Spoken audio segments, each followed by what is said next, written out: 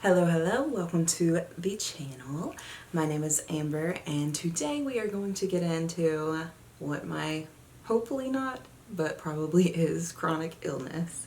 I don't want to accept it and it's been over a year that I've been dealing with this, so let's get into what happened when I first got long COVID. Disclaimer, this is not medical advice. I am not a doctor. I am not a nutritionist. I am no one who can tell you what to do with your body.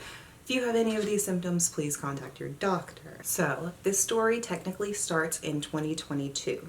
I first got COVID in August of 2022 and I was fine after a week. I had some lingering symptoms, but nothing really. Now it's important to note that when I first got COVID in 2022, I was probably the least healthy that I have ever been in my entire life. I was at my highest weight. I was eating really badly and it wasn't like a time when I would have expected my body to respond better, now looking back at it, than it has since I have lost a significant amount of weight. But I had, the regular flu symptoms, body aches, fever, chills, and it lasted for about 3 days, and then I was totally fine after that. And then I went, this is Bishop, hello Bishop, and then in November of 2024, I got on a GLP-1, and since then I have been losing a significant amount of weight. I am currently solidly down 140 pounds, and I will be doing a video on that very soon, so look out for that. In March of 2025, I had been on the GLP-1 for 5 months, and I was eating super clean. I was more active. I was doing everything that I guess you're supposed to do in order to be healthy. So when I got COVID the second time, I assumed it was going to be less impactful, I guess, than the first time. I went into it thinking that another 3 days of being sick, being miserable, and then I would be fine after that. I progressively got worse, and I was trying to figure out what to do. And I was told by my doctor that you could not get Paxlovid, which is the COVID medication, after 5 days of testing positive and having symptoms. So on the 5th day is when I got Paxlovid. Again, at that point, I was thinking my body was going to be able to do what it did the first time and I was going to be fine. So when I progressively got worse, I decided to go ahead and get it while I could. And the Paxlovid, it made my mouth taste disgusting, tasted like metal. It was really weird. So with the Paxlovid, I didn't see too much of an improvement.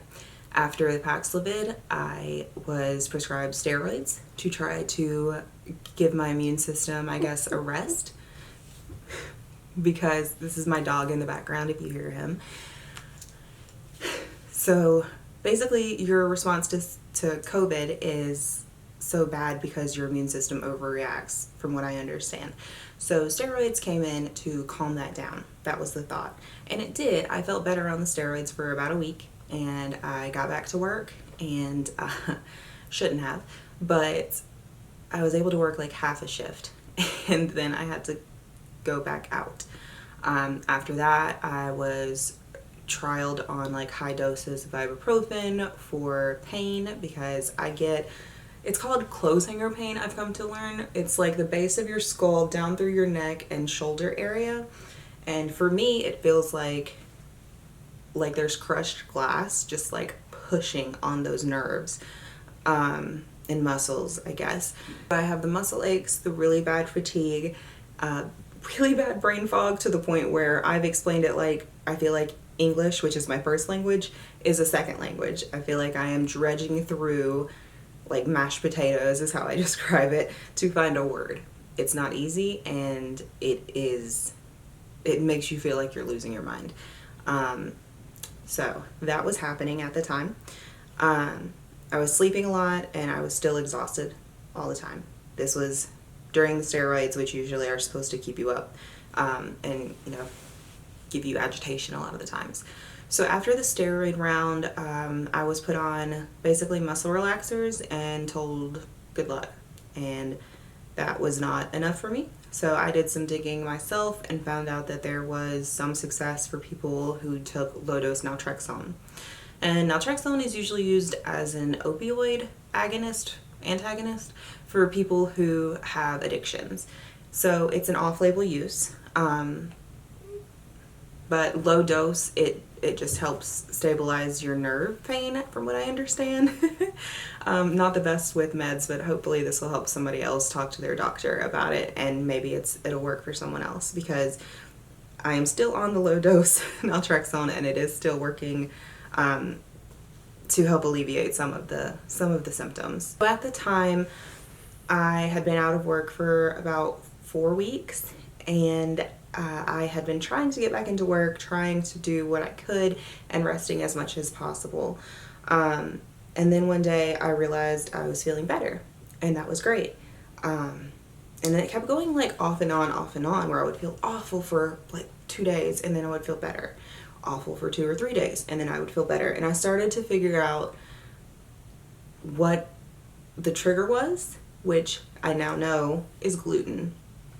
Editing Amber here, I realized I completely forgot to tell you guys that the gluten allergy was caused / exacerbated by the COVID. It is related.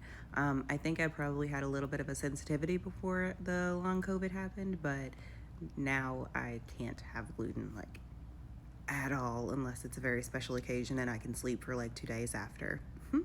So once I stopped eating gluten, I was fine. From June of 2025 until about May of 2026, I was completely fine, asymptomatic, unless I accidentally ate gluten. So I thought that I was cured of long COVID. I think it was April 30th, somewhere around there, I started to get the gluten symptoms. I just wake up with it and it feels like I've eaten gluten, and it's so specific of a feeling that I know that that's what it is. And so I'm tracking all of my food still. I'm currently down 140 pounds. Like I know what's going into my face. I know what I'm eating. And so I knew I didn't eat any gluten. So that lasted for a day, and then the next day I felt good, and then the day after I felt bad again. So based on what I had eaten in those days, it was sugar that I was now developing a sensitivity to. Once I figured out that the symptoms were aligning with me eating sugar, I figured that if I just eliminated sugar and gluten from my diet, I would be totally fine again. I could get back into the gym, back into work, and I could be just good, back on the tennis court. Unfortunately, that is not what happened. I've had a really bad summer. I'm filming this on July 5th, and I cannot do anything for more than an hour at a time. And when I do, like, I got ready today, took a shower, did my hair, did my makeup, had to take a break. That took about an hour. I had to take a rest before filming this video because I was exhausted. And it's like that kind of exhausted that's like, it feels like you're dropping from the top of a roller coaster. Like you just completely feel just like gravity pulling your energy down and out of you, and it just, it's a different feeling than anything I've ever had before, and it's not fun. It's awful. I still have pain. I actually have figured out that cupping, I don't know if you can see it, so I figured out that cupping helps quite a bit with the pain. It doesn't keep it away for very long, but it does help a little bit. I don't know if that's because it's actually doing something or it's just helping circulation or taking the inflammation away. I have no idea. I just had a cupping kit and I figured it was worth a try, and it actually does help a little bit. I have been in pain. I have been exhausted. Pushing for more than 2 hours. I am probably gonna have a really bad day tomorrow. And this is my new pattern. This is my new normal. I am still on the low dose naltrexone, and I drink electrolytes every day, twice a day, 0 sugar, and besides that, my doctor said, here's the B12 shot. And actually, the B12 shot made me feel really good for about a day.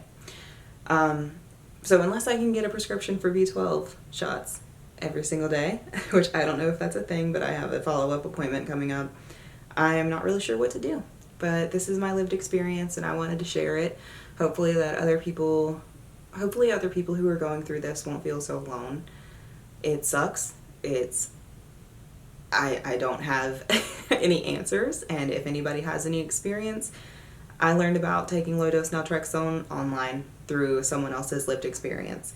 So if you have any recommendations, please let me know. I would love to get back to working out again. I would love to play tennis again. I would love to do anything normal again. I'm sorry this isn't a lighthearted video. I just wanted to tell my story. Hopefully this helps to bring awareness to what a lot of people are experiencing right now, which is life after COVID and when it doesn't really go away. I think it's possible for anyone to get long COVID. Anyone. It just depends on what strain you get and if that's the right strain for your body to freak out. Thank you all for watching. I hope you have a great day. Hug your fur babies and tell someone you love them today. Bye.